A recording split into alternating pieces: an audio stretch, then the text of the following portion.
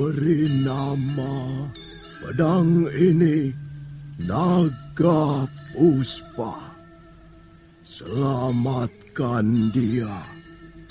Jangan sampai jatuh ke tangan pendekar berwatak jahat.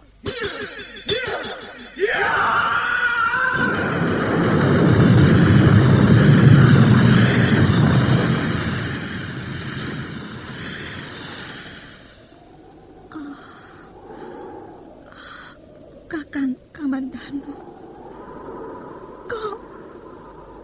kau masih juga tidak percaya bahwa aku mencintaimu. Mesin, maafkan aku, Mesin. Mesin. Mesin!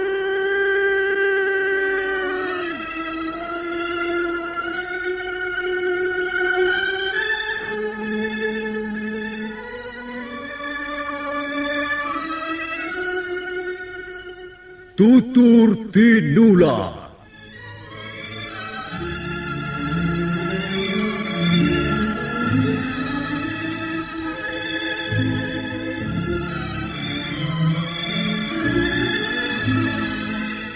Sebuah sandiwara radio serial, produksi Sanggar Cerita dan Teater Sanggar Prativi. Sebuah kisah dengan latar belakang sejarah runtuhnya Singasari dan berdirinya Kerajaan Majapahit.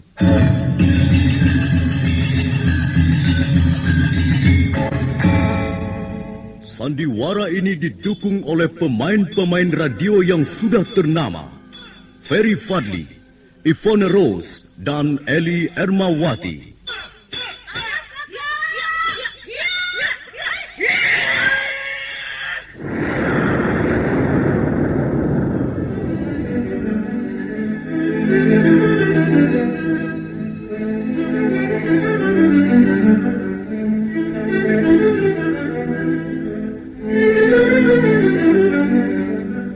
Cerita ini ditulis dan disusun oleh S. Tijab.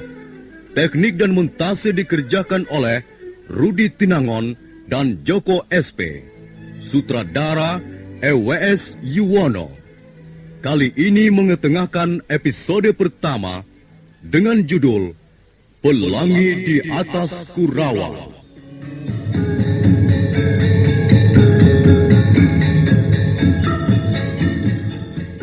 Dalam seri yang ke-27 ini didukung oleh para pemain Narto Bantul sebagai Arda Raja, Sudibianto dan Wawan Gewe sebagai prajurit, Mamok Pratomo sebagai Kertanegara, Wahyu sebagai Mengci, Otis Perkasa sebagai Wong Chao, Ape Burhan sebagai Canpi, Kasdu Dewa sebagai Lembu Sora, Heri sebagai Diah Wijaya, Iwan sebagai Prana Raja, dan Nusri pembawa cerita. Selamat menikmati.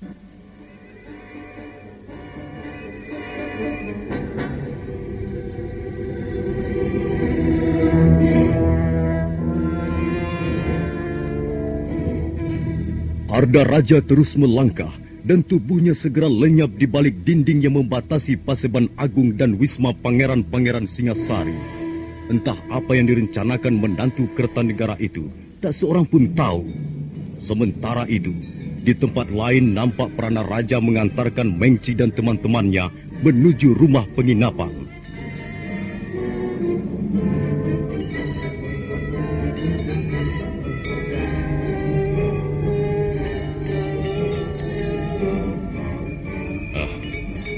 Bagaimana kesan tuan-tuan tentang negeri kami? Oh, negeri yang bagus. Huh?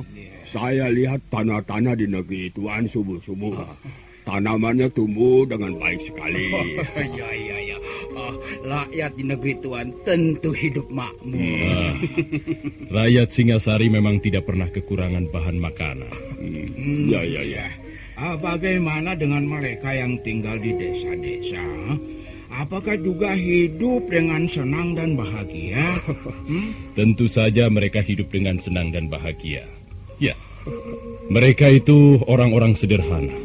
Orang-orang seperti itu mudah puas dan tidak terlalu muluk-muluk yang diinginkannya.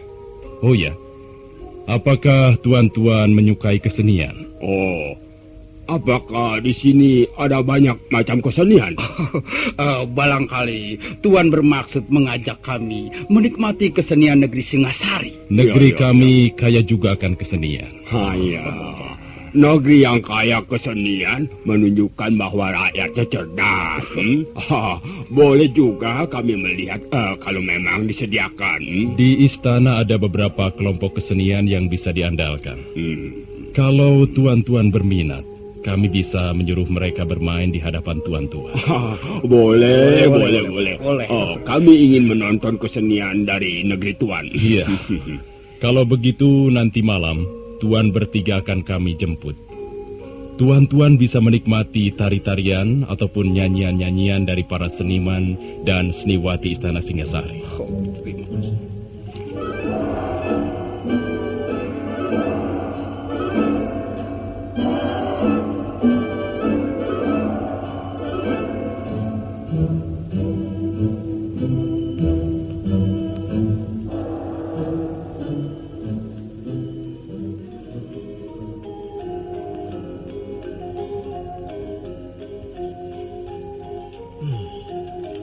Kalau begitu kalian harus sabar menunggu.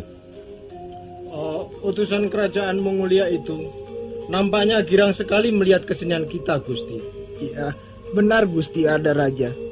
Bahkan ada salah seorang di antaranya minum tuak sampai mabok. Itu lebih bagus. Di mana-mana orang mabok selalu menjadi biang keributan. Apakah kami boleh melukai mereka, Gusti? Tidak boleh. Kau tidak kuizinkan melukai mereka. Kalau sampai hal itu terjadi, nyawa kalian tidak akan selamat. Oh, iya Gusti. Kalian hanya kusuruh menyerang mereka. Kalian bisa melakukannya pada saat mereka keluar dari pintu gerbang istana. Iya. Dan ingat, kalian tidak boleh sampai tertangkap. Begitu terjadi pertarungan sengit, kalian harus segera kabur dan menghilangkan jejak. Cukup jelas? Jelas, Gusti. Nah, kalian berangkat sekarang.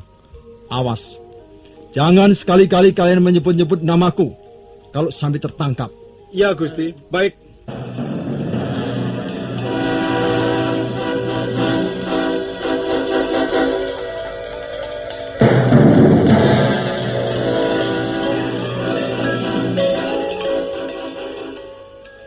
Malam telah agak larut ketika Mengci dan kawan-kawannya meninggalkan ruang kesenian Istana Singasari. Dua orang prajurit ditugaskan mengawal mereka sampai ke rumah penginapan. Indahnya negeri ini, nyanyian yang merdu, talian yang memikat hati. Alangkah sedapnya bau arak Singasari. Sedap sekali. Santi, kita harus segera sampai di rumah penginapan itu. Halumnya bawa aku. Sehalum mulut gadis-gadis dari lembah Butang Payah. Ayo jalan. Di mana-mana orang mabok selalu membuat susah teman-temannya. Aduh, tadi sudah kuperingatkan jangan terlalu banyak minum. Kau masih nekat juga. Capek sekali. Jangan harap kau akan kami gendong sampai rumah penginapan itu.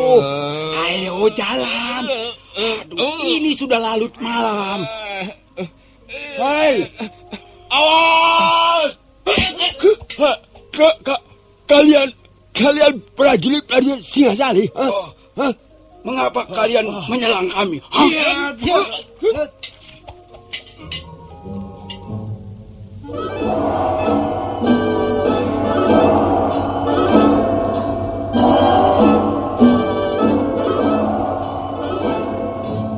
Mengci dan dua orang temannya terkejut melihat serangan dua orang prajurit Singasari yang tiba-tiba muncul dari sudut pintu gerbang yang gelap. Sementara dua prajurit lainnya yang ditugaskan mengawal utusan kerajaan Mongolia itu ragu-ragu untuk bertindak. Suasana malam menjadi gaduh. Beberapa orang prajurit jaga segera datang ke tempat kejadian.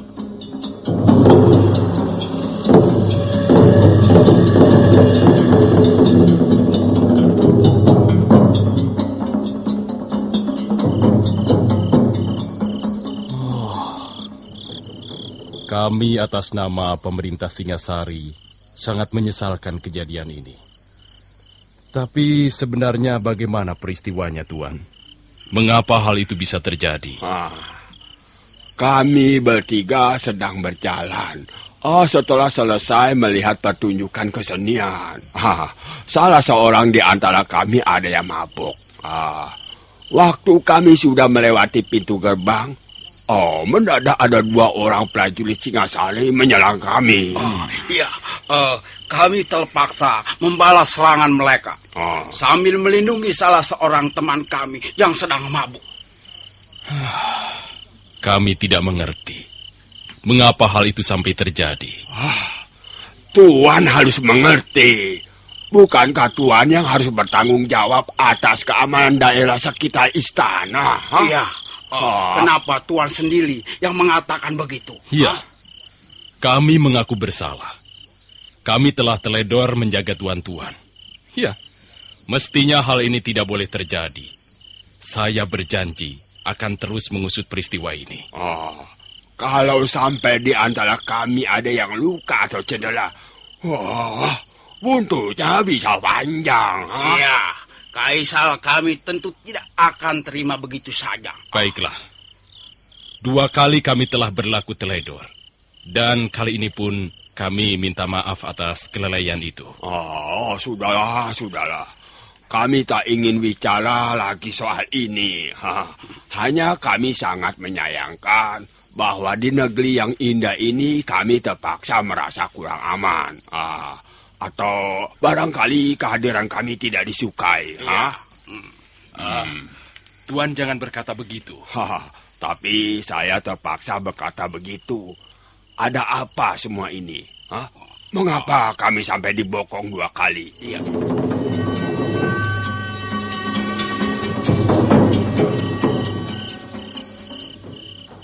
Bagaimana, Paman Musora? Gusti, hamba yakin ada yang berdiri di belakang peristiwa ini. Ya, apakah Paman mencurigai seseorang? Maaf, Gusti. Hamba tidak berani mengatakannya. Ya, bagaimana dengan Adi Ardaraja, Paman? Sekali lagi maaf, Gusti. Hamba tidak berani mengutarakannya. Peristiwa ini pasti akan digunakan untuk memancing kemarahan Ayahanda Prabu, Paman. Iya, agaknya memang begitu, Gusti. Karena itu kita harus dapat mengendalikan Sang Prabu, agar jangan sampai terburu nafsu. Ya, keadaan akan semakin bertambah sulit kalau sampai Ayahanda Prabu tidak bisa mengendalikan diri, Paman. Dan itulah yang diharapkan orang-orang yang berdiri di belakang layar peristiwa ini. Hamba kira kalau sampai terjadi perang antara Singasari dan kerajaan Mongolia, tentulah ada pihak yang merasa untung, Gusti. Jelas, kerajaan gelang-gelang yang akan memanfaatkan keuntungan itu, Paman. Sekarang mereka mempunyai bala tentara yang jumlahnya di luar ketentuan sebagai negara bawahan, Paman. Iya. Kalau sampai gelang-gelang memberontak pada saat Singasari sudah menjadi lemah, tentulah usaha mereka akan berhasil, Paman. Dan hal itu sangat tergantung dari sikap Sang Prabu besok. Pada saat harus menjawab surat Kaisar Mongolia itu, Gusti. Baiklah, Paman. Kita tunggu saja besok. Mudah-mudahan kita bisa mempengaruhi Ayahanda Prabu agar tetap bijaksana dalam menilai persoalan ini, Paman.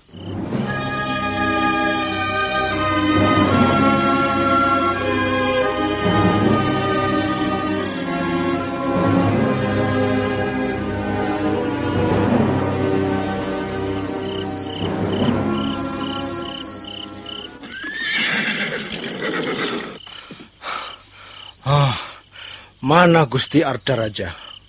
Kok tidak ada di sini? Apa sebenarnya maksud Gusti Ardaraja menyuruh kami menyerang utusan Mongolia itu? Untung saja mereka cukup tangguh. Permainan pedang mereka cukup hebat. Barangkali setingkat dengan permainan pedang Tuan Jarawaha atau Ganggadara. Pasti mereka pun prajurit pilihan di negerinya sendiri. Aku mendengar kuda. Mungkin itulah Gusti Ardaraja.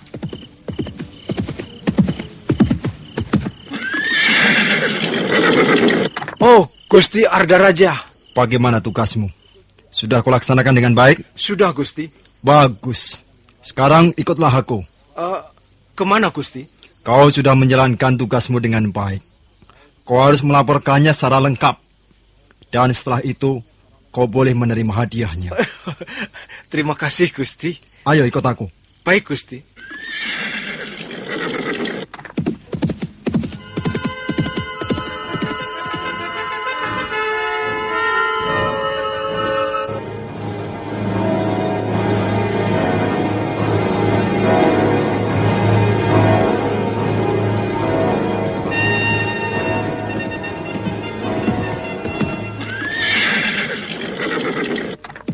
Nah, rasanya tempat ini cukup aman.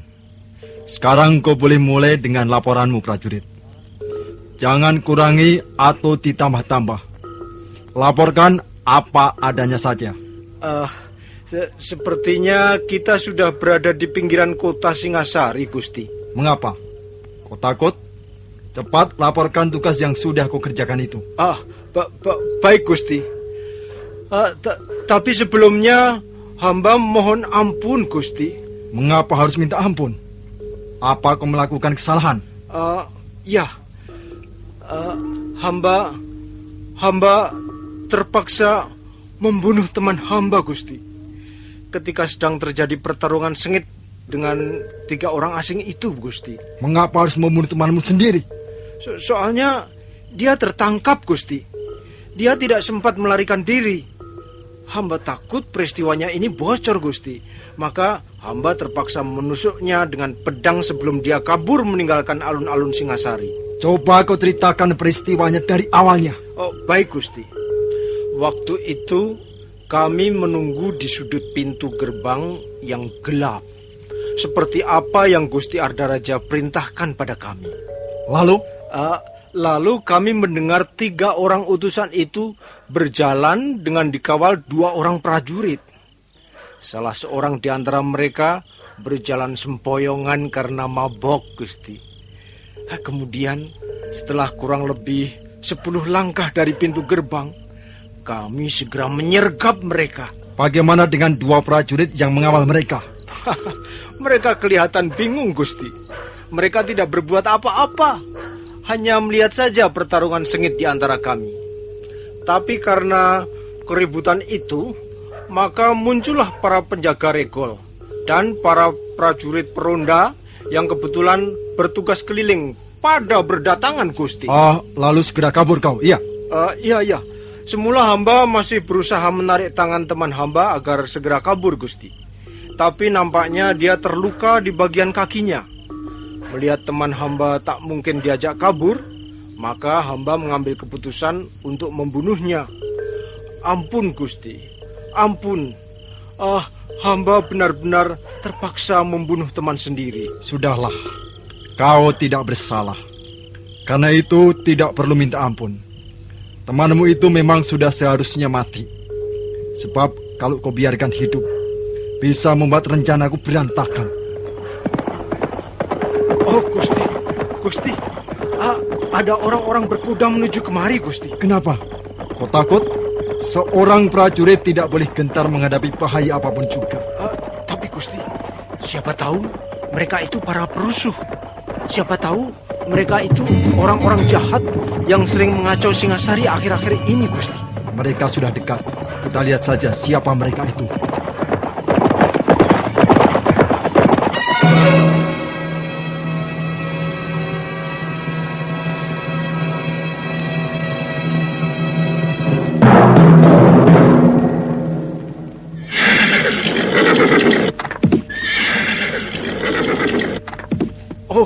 Gusti, mereka berpakaian prajurit. Mereka memang prajurit. Apa kau tidak bisa mengenali pakaian seragam mereka? Oh, sepertinya prajurit dari kerajaan Gelang-Gelang. Iya, mereka memang prajurit dari kerajaan Gelang-Gelang. Karena itu, kita tidak usah takut. Bukankah aku putra Sang Prabu Jayakatwang, raja dari Gelang-Gelang? Tapi,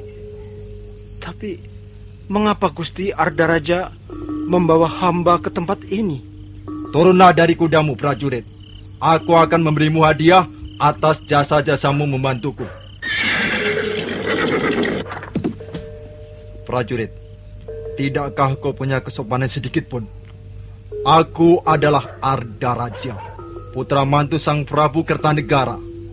Kau berani masih duduk di punggung kudamu sementara aku sudah berada di bawah. Cepat turun. Baik, Gusti. Hamba akan turun. Kemari, mendekatlah padaku. Baik, Gusti. Dengar, kau adalah seorang prajurit yang cerdik. Kau telah mengambil keputusan yang tepat dengan membunuh temanmu sendiri. Soalnya, hamba takut rahasia peristiwa ini akan bocor, Gusti. Memang kau benar. Rahasia peristiwa itu tidak boleh bocor. Tapi dengan terbunuhnya prajurit temanmu itu, belum bisa menjamin rencanaku ini akan bocor. Oh, apa maksud Gusti Ardaraja? Kau tahu mengapa aku masih belum yakin bahwa rencanaku itu tidak akan bocor? Jawabnya adalah karena kau masih hidup. Oh, Gusti, jadi. Iya, malam ini juga kau harus menyusul temanmu itu.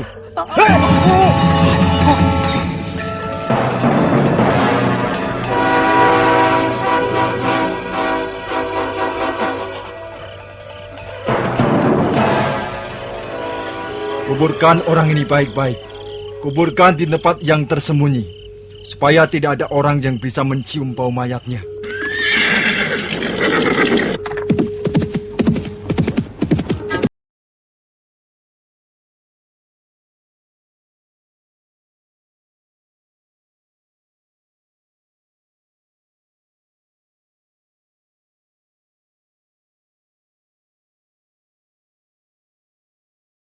Peristiwa pembunuhan prajurit Singasari yang sebelumnya didahului dengan peristiwa pembokongan terhadap 3 orang utusan dari kerajaan Mongolia itu segera tersebar ke seluruh kota. Orang-orang ramai membicarakannya.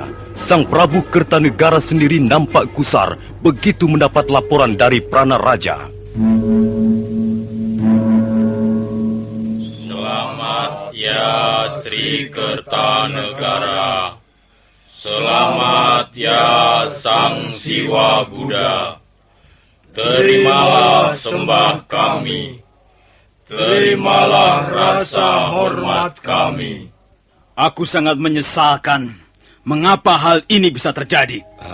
Kami pun sangat menyesalkannya, Tuan. Tutup mulutmu. Aku yang akan bicara, bukan kau. Bukan siapa-siapa. Akulah yang akan memutuskan perkara ini. Tapi kami juga punya hak untuk bicara. Aku raja di sini.